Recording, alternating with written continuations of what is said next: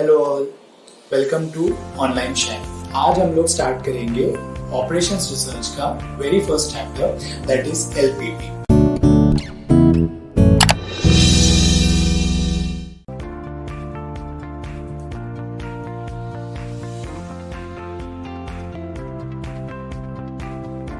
LPP ये नाम जो है it comes from mathematical form, that is linear programming problem. अगर कहूँ तो linear programming problem is a mathematical expression of a business problem. मतलब अगर हमारे पास एक बिजनेस प्रॉब्लम है और उसको अगर हमको सॉल्व करना है तो मैथमेटिकली कैसे वो बिजनेस प्रॉब्लम को सॉल्व करे ये हमको एलपीपी बताएगा। So without wasting much time हम सम पे चले जाते हैं। तो आज का जो मैंने पहला सम लिया है एलपीपी के लिए, आप लोग देख सकते हो कि ये 3 इक्वेशन वाला एक मिनिमाइजेशन प्रॉब्लम है। अब एलपीपी में 2 कंडीशंस आते हैं, एक आता है मिनिमाइजेशन और दूसरा आता है मैक्सिमाइजेशन। तो अगर हम लोग मिनिमाइजेशन में करते हैं तो मिनिमाइजेशन हम लोग को क्या क्या मिनिमाइज करना है एज बिजनेस पर्सपेक्टिव, हम लोग को कॉस्ट मिनिमाइज करना है, फिर हमको मिनिमाइज करना है हमारा टाइम, मतलब कॉस्ट और टाइम को मिनिमाइज करना है, और मैक्सिमाइज के बारे में आएगा तो प्रॉफिट और सेल्स। तो अगर प्रॉफिट बढ़ाने की बात आए तो हम लोग को आंख बंद करके याद रखना है कि करके वो मैक्सिमाइजेशन का सम है, और अगर हम लोग को लॉस कम करना है तो ऑब्वियसली हमको समझ में आएगा कि वो मिनिमाइजेशन का सम है। तो मिनिमाइजेशन और मैक्सिमाइजेशन से ही एलपीपी डीलिंग करेगा, और मिनिमाइजेशन और मैक्सिमाइजेशन का ही एलपीपी पूरा का पूरा एक स्ट्रक्चर बनाता है। तो यहाँ पे आप लोग देख ही सकते हो कि मैंने मिनिमाइजेशन का सम लिया है। तो इस मिनिमाइजेशन के सम में you can find it out कि मेरे 3 इक्वेशंस हैं, ठीक है, 1 2 3, एंड उसके ऊपर जो हमारा सम का स्टार्टिंग है वहां पे लिखा हुआ है मिनिमाइज। मतलब हम लोग को मिनिमाइज करना है यहाँ पर, मतलब हमारा ऑब्जेक्टिव मिनिमाइज है, और वहां पे आगे लिखा हुआ कैपिटल Z। ये जो Z वाला फंक्शन है उसको हम लोग बेटर तरीके में बोलते हैं ऑब्जेक्टिव फंक्शन। अब क्या है ऑब्जेक्टिव फंक्शन? बच्चों, ऑब्जेक्टिव फंक्शन वो फंक्शन होता है जो हमको अचीव करना होता है। द फंक्शन और the aim of the business that we need to achieve is known as the objective function. तो ऑब्जेक्टिव फंक्शन वहां पे है z इक्वल्स टू जो दिया हुआ है 4x plus 8y, that is my objective function. मतलब वो मेरा ऑब्जेक्टिव फंक्शन है। बट ये ऑब्जेक्टिव फंक्शन जब मैं अचीव करता हूँ तो उसके नीचे मेरे को 3 हर्डल्स आते हैं।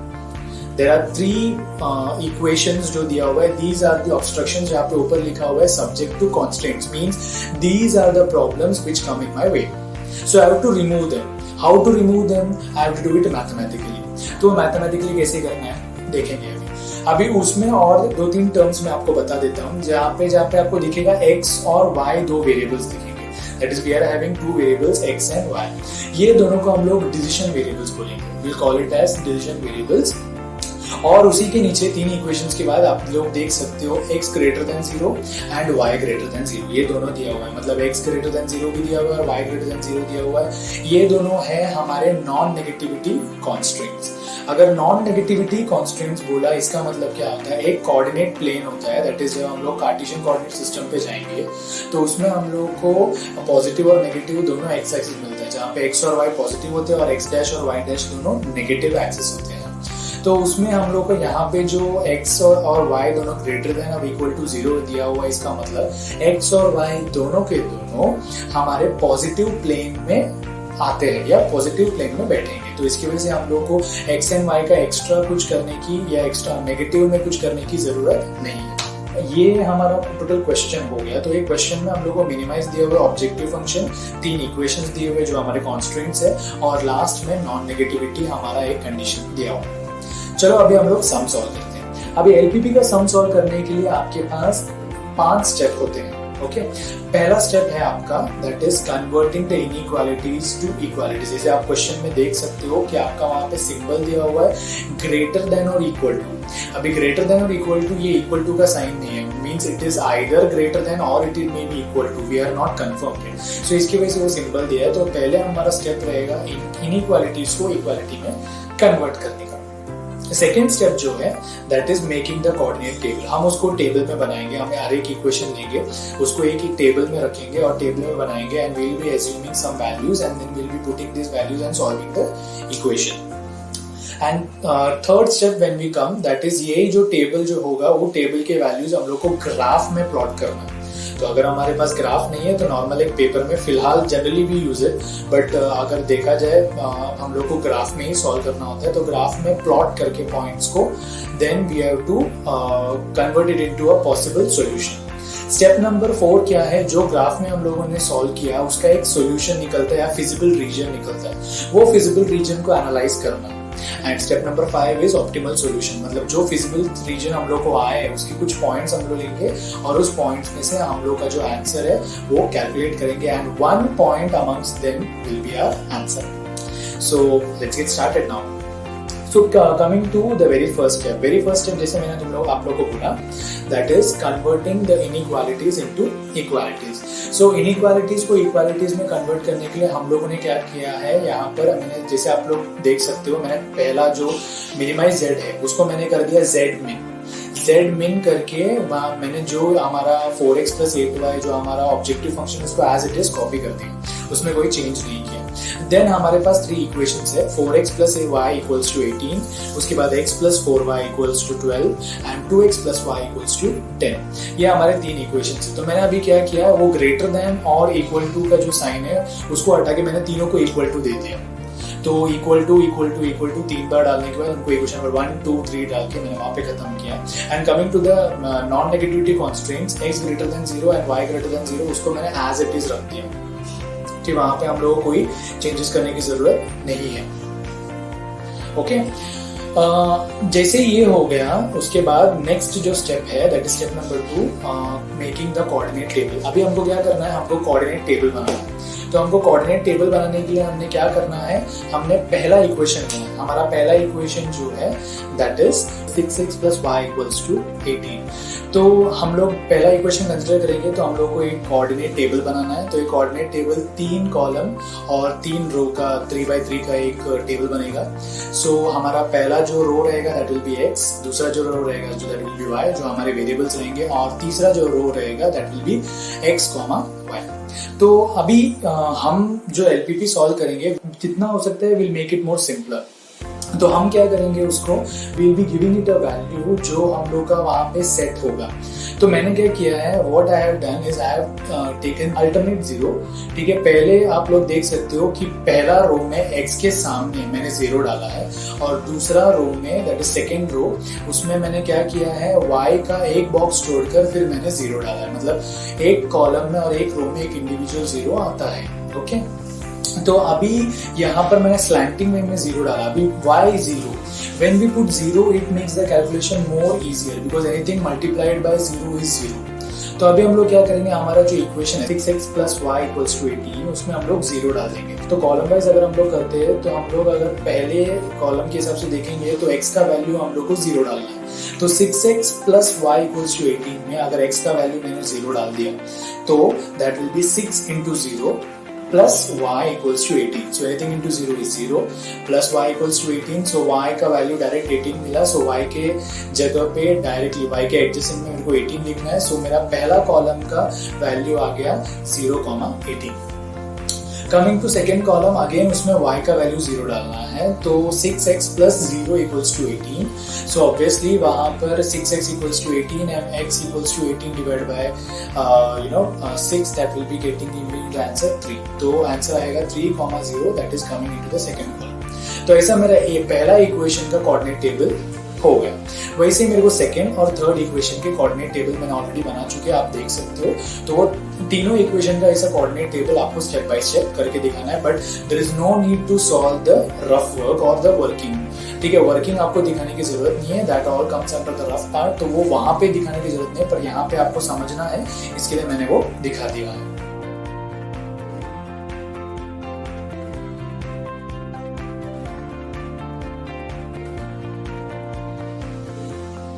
Step number 3 is plotting the points. Points को प्लॉट करना बहुत जरूरी होता है बिकॉज आफ्टर द इक्वेशन का कोऑर्डिनेट टेबल बन गया तो पॉइंट्स को प्लॉट करना। तो यहाँ पे मैंने ओवरऑल देखा, तो ओवरऑल देखने के बाद मुझे ये मालूम पड़ा कि everything comes into the value of 3, मतलब 2 या 3 के वैल्यूज में आप डाल सकते हो। तो यहाँ पे मैंने अपने कन्वीनियंस के हिसाब से एक्स और वाई एक्सिस में स्केल जो लिया है that is from 3, 6, 9, 12, 18 so on. तो ऐसा मैंने लिया है। तो इन द सेम वे मैंने एक्स और वाई एक्सिस लिए हैं। तो यहाँ पे मेरा x और y एक्सिस है, बट अगर आपका डिवीजन वेरिएबल्स x1 और x2 है तो x के जगह पे आपका x1 आएगा और y के जगह पे आपका x2 आएगा, तो that gets a slight change, बाकी एवरीथिंग इज सेम। तो मैंने पहला पॉइंट प्लॉट करना है, तो पहला मेरा जो पॉइंट है दैट इज फर्स्ट इक्वेशन का first coordinate table, that is 0,18। तो 0,18 है, इसका मतलब x का वैल्यू 0 है, मतलब मेरे को x एक्सिस देखना ही नहीं, डायरेक्टली मेरे को y एक्सिस में 18 को मार्क करना है। तो y एक्सिस में 18 आपको दिख रहा है यहाँ पे, मैंने उसको मार्क किया है and I have written the coordinate 0,18। Coming to the मतलब इक्वेशन नंबर 1 का इस सेकंड कॉलम में आप देख सकते हो कि वहाँ पे 3,0 वहाँ पे मेरे को वैल्यू दिया हुआ है। तो इसका मतलब मेरे को क्या करना है, वहाँ पे जो वैल्यू है जो x एक्सिस में मेरे को 3 लेना है। I have to take x axis 3 and y will be 0। So x axis में मैंने 3 लिया, तो वहाँ पे 3 मार्क किया and I have given it the point and coordinate जो मैंने वहाँ पे मार्क किया था अपने टेबल में, दैट इज 3,0। अब now coming to the final step. अभी फाइनल स्टेप में हमको क्या करना है, एक रूलर लेना है या एक स्केल लेना है, उससे उन दोनों पॉइंट्स को एक प्रॉपर स्ट्रेट लाइन मारना and I have to write the equation 6x + y = 18। इसी तरह मेरे को सेकंड और थर्ड इक्वेशन का भी करना है, पॉइंट्स को प्लॉट करते हुए we have to make it and we have to give it a straight line. And marking करते वक्त आपको ये ध्यान देना है कि आपको इक्वेशन जो रहेगा उसको इक्वल टू का साइन देना है, इक्वल टू का साइन लेते हुए इक्वेशंस लिखना है, वो ज्यादा बेटर रहेगा। वहाँ पे आपको ग्राफ में we have to make the feasible region, we have to identify the feasible region. आप फिजिबल रीजन आइडेंटिफाई कैसे करोगे, अब उसके लिए एक ट्रिक है, बहुत ही सिंपल ट्रिक। क्या करना है कि हमारा जो सम है वो मिनिमाइज का है, मिनिमाइज का sum that is always greater than और इक्वल टू। तो ग्रेटर देन और इक्वल टू का साइन कैसे होता है, आपको दिखता है, मालूम है, ओके। सो ग्रेटर देन और इक्वल टू का साइन वहां पे रहता है, तो उसका जो पॉइंट रहता है उसका पॉइंट होता है बाहर की तरफ, ठीक है। It will be giving the जो एपेक्स रहता है that will be towards the outside. तो हम लोग यहाँ पे जो हमारे पॉइंट्स है या जो लाइन है, वो लाइन को हम लोग को आउटसाइड शेडिंग देंगे। अब आउटसाइड शेडिंग देंगे तो कौन कौन से पॉइंट्स हुए, तो वहां पे इंटरसेक्शन पॉइंट्स जो है उनको लेना है। We have to take the intersection points. उस इंटरसेक्शन पॉइंट्स में 2 ऐसे पॉइंट्स रहेंगे जो हमारे एक्सिस को टच करेंगे। तो आपको एक पॉइंट तो A दिख रहा है और दूसरा पॉइंट आपको D दिख रहा है। तो ये दोनों हमारे एक्सिस को टच कर रहे हैं, ये touching the foot of x axis and जो हमारा D है that is touching the perpendicular, वो जो है that is to y axis का हमारे वहां पे पॉइंट दिख रहा है, दैट इज पॉइंट D। अभी क्या करना है, अभी ये दोनों पॉइंट्स के बाद you can find 2 more intersecting point that is B and C। तो now you can see that the figure जो मैंने डार्कन किया हुआ है वहां पे line that is ABCD। So ABCD जो वहां पे आपको लाइन दिख रहा है या वो जो फिगर दिख रहा है, it's an open figure, it's an open figure. और वो ओपन फिगर में हमको शेडिंग करना है, तो शेडिंग किस तरफ होगा, it will be towards the outside. तो मैंने बाहर की तरफ शेडिंग किया है, जहाँ पे मैंने बाहर की तरफ शेडिंग करते हुए वहां पे मेरा फिजिबल रीजन कहीं ना कहीं उधर आपको दिखेगा या उधर आपको मिलेगा। Coming to step number 4 that is the feasible region. तो उसका हम लोग को एनालिसिस करना। तो फिजिबल रीजन के एनालिसिस करने के लिए हम लोग को एक ओपन फिगर दिया हुआ है जिसके 4 कॉर्नर पॉइंट्स है, दैट इज ABCD। इसमें से A और D के कोऑर्डिनेट्स हमको मालूम है, वो तो हम लोगों ने मार्क करके रख भी दिया है, वहां पे आपको सामने फिगर में दिख भी रहा है। But what about B and C? अब B एंड C को हम लोग को अगर कोऑर्डिनेट्स फाइंड आउट करना है तो B को हम लोग को सेपरेटली सॉल्व करना पड़ेगा एंड C को हमको सेपरेटली सॉल्व करना पड़ेगा। तो अगर हम B को सेपरेटली सॉल्व करते हैं तो B का इंटरसेक्शन हमको देखना है। तो आप लोग ग्राफ में ऑलरेडी देख सकते हो, B जो है वो equation number that is 2 and 3 का इंटरसेक्शन है। मतलब इक्वेशन नंबर 2 और 3 दोनों मिलके पॉइंट नंबर या वहां पे पॉइंट नंबर B पे आ जाते हैं। एंड C के लिए that is equation number 1 and 3। तो हमको क्या करना है, इक्वेशन नंबर 2 और 3 और इक्वेशन नंबर 1 और 3 दोनों को मिला के we have to solve it simultaneously. तो इक्वेशन नंबर जो 2 और 3 है, जब उनको सॉल्व करेंगे तो हम लोग को B के कोऑर्डिनेट्स मिलेंगे, एक x एक्सिस मिलेगा और एक x कोऑर्डिनेट मिलेगा और एक y कोऑर्डिनेट मिलेगा। एंड सिमिलरली अगर हम लोग C के कोऑर्डिनेट्स को फाइंड आउट करना है तो हमको इक्वेशन नंबर 1 और 3 को सॉल्व करना है, तो ऑटोमेटिकली हम लोग को x कोऑर्डिनेट मिलेगा C का और y कोऑर्डिनेट मिलेगा। ये चारों पॉइंट्स का एक बार कोऑर्डिनेट्स अगर हम लोग को x और y कोऑर्डिनेट्स अगर हमको मिल गया तो यहाँ पे हमारा स्टेप 4 खत्म हो जाता है। अब ये हम लोग को साइमल्टेनियसली सॉल्व करना है। कैसे है वो साइमल्टेनियस इक्वेशन जो हम लोगों ने 10th स्टैंडर्ड में किया था, दैट इज एडिंग, सब्ट्रैक्टिंग वगैरह, मल्टीप्लाइंग। तो जहाँ पे हमको कम लगा तो हम लोगों ने मल्टीप्लाई किया, तो वही टेक्निक यूज करना है। तो वही टेक्निक यूज करते हुए मैंने सॉल्व किया। अगेन ये सब चीजें हमारे आंसर में एक्सपेक्टेड नहीं है, we just wanted to arrive at the answer, और वही हमारा मेन मोटो है। बट ये सब चीजें दिखाने की जरूरत नहीं है, still I have shown it, तो आप लोगों को वो दिखेगा बिकॉज मैंने आपको डिटेल में एक्सप्लेनेशन वहां पे दिया है। Although these are not expected in your answer, you have to directly jump into the solution. ठीक है, सो ये अगर हम लोग की चारों पॉइंट्स हो गया, अभी हमारे पास चारों पॉइंट्स के कोऑर्डिनेट्स है A B C D। तो अभी फाइनल स्टेप क्या है? अब फाइनल स्टेप में हम लोग को उसका एक ऑप्टिमल सॉल्यूशन मेंटेन करना है। So to find the optimal solution हम लोग एक टेबल बनाएंगे, जिस टेबल में रहेगा पॉइंट्स, सबसे पहला कॉलम, उसके बाद कोऑर्डिनेट्स, देन z वाला फंक्शन, जो हमारा z वाला फंक्शन रहेगा उसका equation, then we are having calculation and the final column is answer. तो अभी चारों जो पॉइंट्स रहेंगे उसको हम लोग डिटेल में वहां पे लिख देंगे, that is A B C D। तो चारों पॉइंट्स एक के नीचे एक लिखा, और उसके कोऑर्डिनेट्स कॉलम में उनके कोऑर्डिनेट्स लिखेंगे। z वाला जो हमारा इक्वेशन रहेगा वो हमारे z वाले फंक्शन में हम लोग को, फॉर एग्जांपल a के कोऑर्डिनेट्स अगर हमारे पास 12,0 है, तो हमारा a का x का वैल्यू 12 रहेगा और y का वैल्यू 0 रहेगा। तो हम लोग क्या करेंगे, उस z वाला फंक्शन या z वाले इक्वेशन में हम लोग जहाँ पे x रहेगा वहां पे 12 डालेंगे, और जहाँ पे y रहेगा वहां पे 0 डालेंगे। कैलकुलेट करने के बाद जो आंसर आएगा that will be coming in the final column. ऐसे अगर हम लोग चारों के चारों कैलकुलेट करते हैं तो हम लोग को अलग अलग आंसर आएगा चारों पॉइंट्स का। अब now coming back to the our main question, हमारा क्वेश्चन था मिनिमाइजेशन का। तो मिनिमाइजेशन का क्वेश्चन था, तो हम लोग को ये देखना है कि तीनों में से, चारों में से कौन सा वैल्यू सबसे कम है। So you can see that is चारों में से वैल्यू जो कम है वो है पॉइंट B 4,2। ठीक है, जिसका वैल्यू सबसे कम है दैट इज 32 उसका वैल्यू है। तो 32 वैल्यू सबसे कम है चारों पॉइंट्स में से। तो सिंस हमारा क्वेश्चन मिनिमाइजेशन का था तो 32 is the most perfect answer, and उसको मैंने बॉक्स किया है, टिक मार्क किया है मैंने रेड पेन से। सो फाइनली अगर हमारा ये आंसर हो गया तो हमारे फाइनल स्टेटमेंट में हमको आना है, that is therefore the value of z is minimum at point B, जिसके कोऑर्डिनेट्स है 4,2। तो यहाँ पे आपका एक LPP का एक ग्राफिकल मेथड का सम खत्म होता है।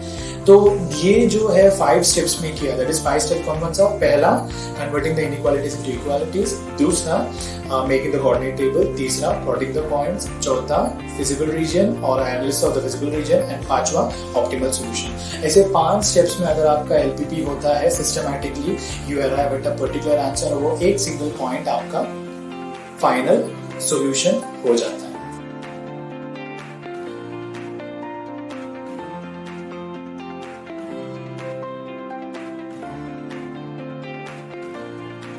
सो आई होप आप लोग सबको समझ में आया। सो ऐसे और एग्जाम्पल्स लेके आऊंगा मैं, please wait and watch. Thank you.